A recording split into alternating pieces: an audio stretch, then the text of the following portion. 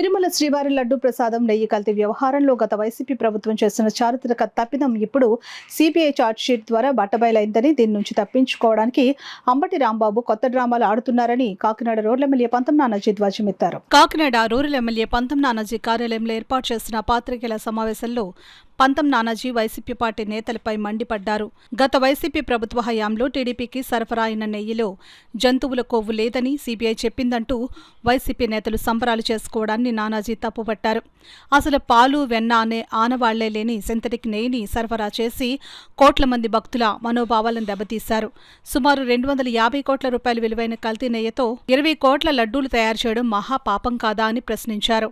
మాజీ మంత్రి చిక్కాల రామచంద్రరావు మాట్లాడుతూ, సింథటిక్ నెయ్యి భారీ కుంభకోణం, గత ప్రభుత్వ హయాంలో పాలచుక్క లేకుండా కెమికల్స్తో తయారు చేసిన నెయ్యిని వాడడంపై సిపిఐ స్పష్టమైన ఆధారాలు సేకరించిందని, పవిత్రమైన లడ్డూ ప్రసాదాన్ని అపవిత్రం చేసిన వైసీపీ నేతలు హిందూ సమాజానికి క్షమాపణ చెప్పాలని ముఖ్యమంత్రి చంద్రబాబు నాయుడు, ఉప ముఖ్యమంత్రి పవన్ ఇదే చెప్పారని చిక్కాల వివరించారు. తప్పును కప్పిపుచ్చుకోవడానికి వైసీపీ నేతలు బుకాయించడం సిగ్గుచేటని Telugu Desam party Kakinada rural coordinator Katakamsetti Venkata Prabhakar మండిపడ్డారు.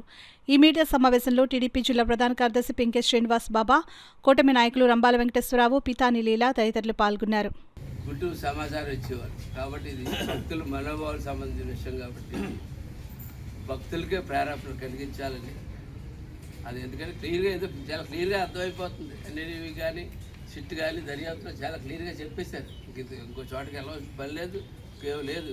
కోర్టులు కానీ ఏంటి తాత్కాలిక ఊరట్లు ఏమైనా ఇవ్వాలేమో తప్ప కోర్టులు గట్టని ఇందులో అయితే నివేదికల్లో అయితే ఖచ్చితంగా క్లియర్గా తప్పు జరిగిందని చెప్పింది. ఇకపోతే నిన్న దీన్ని డైవర్ట్ చేయడానికి ఆ అంబటి రాంబాబు అనే ఒక కుక్క గౌరవనీయులైన ముఖ్యమంత్రి గారిని అసభ్య పదజాలాలతో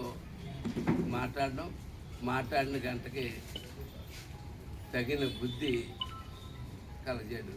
మేము అనుకుంటున్నాం, ఏంటో ఆంధ్ర రాష్ట్రంలో ఇన్ని సంక్షేమ పథకాలు, ఏ సంక్షేమ పథకాలు జగన్మోహన్ రెడ్డి కన్నా మించే చేసాం.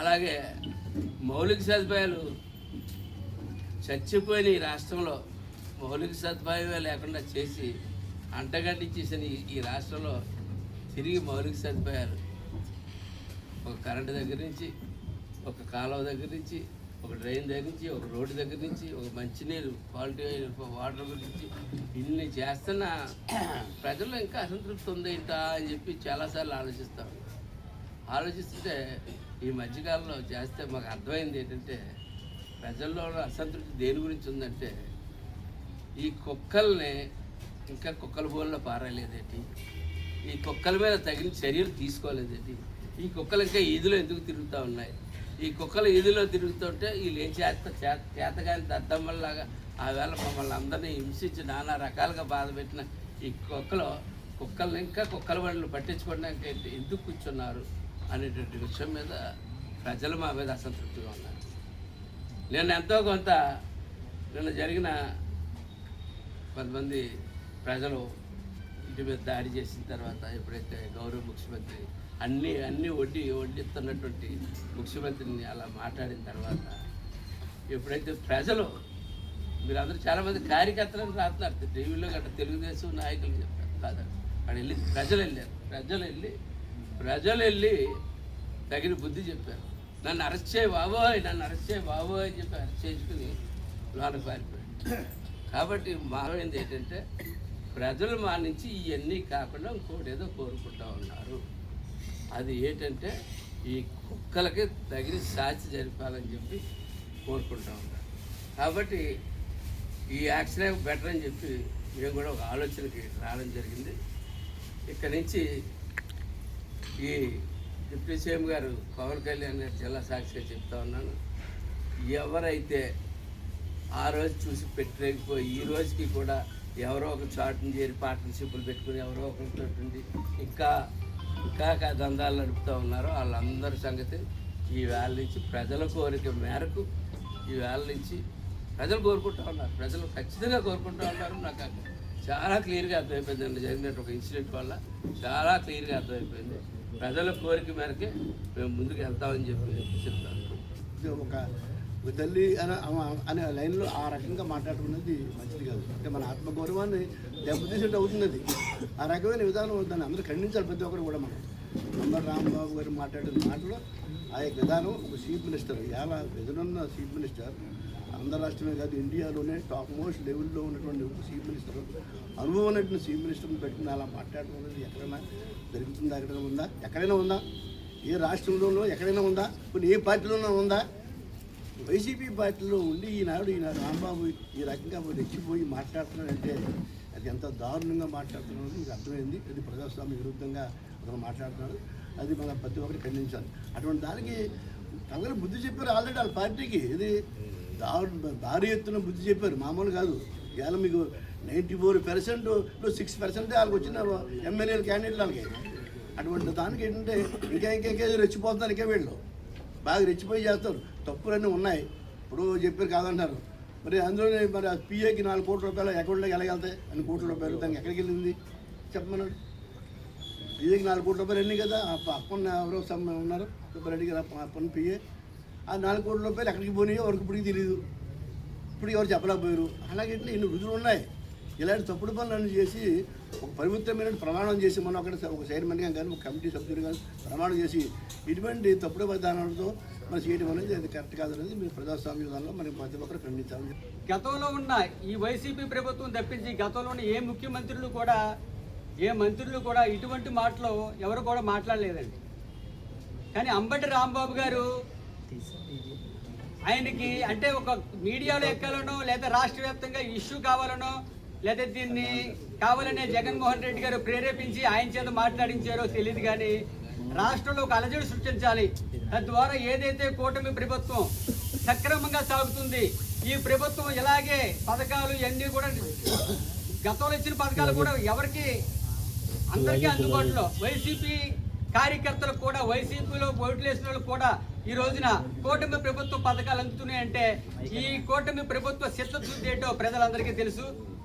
కావాలనే ఈ విధంగా సాగితే రాబోయే రోజుల్లో కూడా మనకి పవన్ కళ్యాణ్ గారు చెప్పినట్లుగా 15 సంవత్సరాలు 20 సంవత్సరాలు కూడా మనకి అధికారం రాదేమైన భయంతో ఒక అలజడి సృష్టించాలి రాష్ట్రంలోనే. ఈ విధంగా అంబటి రాంబాబు గారు మాట్లాడే విధానం ఇది తీవ్రంగా ఖండిస్తూ అన్ని పార్టీలు కూడా ఈ రోజున కూటమి అంతా కూడా ఏకస్తులై ప్రతి ఒక్క దుక్కున కూడా ప్రెస్ మీట్లు పెట్టి ఈ అంబటి రాంబాబు కావచ్చు, ఈ వైసీపీ ప్రభుత్వ ఆగడాలు కావచ్చు, వారిని ఖండించే విధంగా ప్రతి ఒక్కరూ కూడా ముందుకు వచ్చి ఈ రోజున సైనికులందరూ కదులుతున్న జన సైనికులు అవచ్చు, టీడీపీ అవచ్చు, బీజేపీ అవచ్చు, అందరూ కూడా ఈ కార్యక్రమాన్ని తీవ్రంగా ఖండిస్తూ ఇటువంటి దుశ్చర్యలకు పాల్పడితే రాబోయే రోజుల్లో కూడా ఇంకా మీ మీద తీవ్ర పరిణామాలు ఉంటాయని ఇప్పటికే బుద్ధి చెప్పారు ప్రజలు. రాబోయే రోజులకు సానుభూతి కొంచెం పెంచుకునే విధంగా మీరు ప్రవర్తించే బాగుంటుందని చెప్పేసి ఈ సందర్భంగా తెలియజేసుకుంటారు. ఏదో పేలి ఎవరొస్తాడా అని మళ్ళీ మాట్లాడాడు. ఆ తర్వాత ఈయనకు ఇంకో బిరుదు ఉంది, బూతుల రాంబాబు. ప్రజలు మర్చిపోయారేమో ఆయన బూతులని మళ్ళీ మొదలెట్టాడు. ఇలాంటి వాళ్ళు కుక్కలో చాలామంది అరిచి ఇంట్లో దాక్కున్నారు. ఈయన మళ్ళీ కొత్తగా తయారయ్యాడు. అంటే ఆయన లీడర్ దగ్గర పేరు రావడానికే ఇలా తయారయ్యాడు. ఇలాంటి వేషాలు వేయడానికి రాష్ట్రం ఇప్పుడిప్పుడే బాగుపడుతుంది. ఇలాంటి పరిస్థితిలో ఇలాంటి వేషాలు వేస్తే ప్రజలే ఊరుకోరు. కూటమి ప్రభుత్వం ఈరోజు లేకపోతే అసలు రోజు గడుస్తాం ప్రభుత్వంలో అధికారులకి జీతాలు ఇవ్వలేని పరిస్థితిలో వదిలేసిపోయారు. ఇప్పుడు సంక్షేమ కరెక్ట్గా జరుగుతుంది, పోలవరం ముందుకెళ్తుంది, అమరావతి ముందుకెళ్తుంది, అనేక ఇండస్ట్రీలు వచ్చి రేపొద్దున్న యువతకి పరిశ్రమల్లో ఉద్యోగ కల్పనకు ముందు వెళ్తుంది. ఈ విధంగా వెళ్ళినప్పుడు రాష్ట్రాన్ని అల్లకొల్లాలని చేసి వీళ్ళు చేసిన వేషాలు బయటికి రాకుండా వీళ్ళు కోర్టులకు వెళ్ళి ముందస్తు బెయిల్కి ఎందుకు వెళ్ళారు? ఇంకా సిట్టు జరుగుతుంటే ముందస్తు బెయిల్కి తయారైపోయారు. ఇలాంటివన్నీ వైసీపీ చేసి రౌడీయిజంకి ఆనవాళ్ళు ఇక ముందు ఇలాంటి సాగమని ప్రజలు నమ్మరని తెలియజేస్తూ చంద్రబాబు నాయుడు గారిని ఇలాంటి మాటలు అన్నందుకు క్షమాపణ ఆల్రెడీ ప్రత్యాస్తాపం వచ్చి గంటకే లబో దిబో అని ఏడుస్తున్నాడు. అంత వయసు వచ్చింది, అన్ని ఎమ్మెల్యే చేశాడు, మాజీ మంత్రి. అసలు మనుషులతో మాట్లాడే విధానం తెలియలేనోడు అసలు ఎమ్మెల్యేకి ఎలిజిబులా అని నేను ప్రశ్నిస్తున్నాను. అపవిత్రం చేసి మన తెలుగు ప్రజలు, ప్రపంచ తెలుగు ప్రజలు అందరూ మనోభావాలు దెబ్బతీసిన వ్యక్తులు ఎవరైనా ఉన్నారంటే వైఎస్ జగన్మోహన్ రెడ్డి గారు అండ్ టీం అని చెప్పి మీకు ఈవేళ నేను వివరిస్తున్నాను. అండి మనకి సుప్రీంకోర్టులో సిట్టు అదే రకంగా సిబిఐ రెండు కూడా దీన్ని నిర్ధారణ చేశారు. ఇందులో జంతు రసాయనాలు కలిసి ఉన్నాయని చెప్పి దాన్ని క్లియర్గా తీస్తే మరి గ్లిసరినే కాకుండా బీటా కెరటినే కాకుండా ఎసిటిక్ యాసిడ్, లాక్టిక్ యాసిడ్ లాంటి పదార్థాలను వాడి మరి ఈ కల్తీ నెయ్యిని తయారు చేసి ఇంచుమించు 161 కోట్లు లడ్డూలకి 60 లక్షల కోట్లు లడ్డూలను తయారు చేసే దాంట్లో ఈ జంతు కొవ్వు ఇది వాడారు అని చెప్పి పూర్తిగా అందరికీ తెలిసింది సుప్రీంకోర్టు వరకు. ఈరోజు తేలిన వెంటనే వీళ్ళందరూ కూడా గుమ్మడికాయలు దొంగ ఎవరంటే భుజాలు తడుకున్నట్టు ప్రతి ఒక్కరూ కూడా దీనికి విరుద్ధంగా మాట్లాడి ఇందాక మా ఎమ్మెల్యే గారు చెప్పినట్టు డైవర్షన్ పాలిటిక్స్ మొదలుపెట్టారు. ఈ డైవర్షన్ పాలిటిక్స్లో అంబటి రాంబాబు గారు మరి చంద్రబాబు నాయుడు గారిని అందాన్ని మాట్లాడినారు. చంద్రబాబు నాయుడు గారి అనుభవం ముందు అంబటి రాంబాబు బోట్లో ఇసుకలాటోడు కూడా కాదు అని చెప్పి మీకు తెలియజేస్తున్నాను. అంబటి రాంబాబు గారు నాయకుడు, పెద్ద నాయకుడు ఏం కాదు, పెద్ద కాపు నాయకుడు కూడా కాదు. 1989లో ఒకసారి నెగ్గారు, 2019లో ఒకసారి నెగ్గారు. మధ్యలో 30 సంవత్సరాలు ప్రజలు నిన్ను వంక చూడలేదు అని చెప్పి ఇక్కడ ఉన్న వారందరికీ కూడా నేను తెలియజేస్తున్నాను. ఈ 30 సంవత్సరాలు ఆయన సంక్రాంతి సంబరాలకి డ్యాన్స్లు వేసుకోవడానికి, 30 సంవత్సరాలు ట్రూప్ తయారు చేసుకోవడానికి, ఆయన వ్యాపార నిమిత్తం బయటకు వెళ్ళడమో కానీ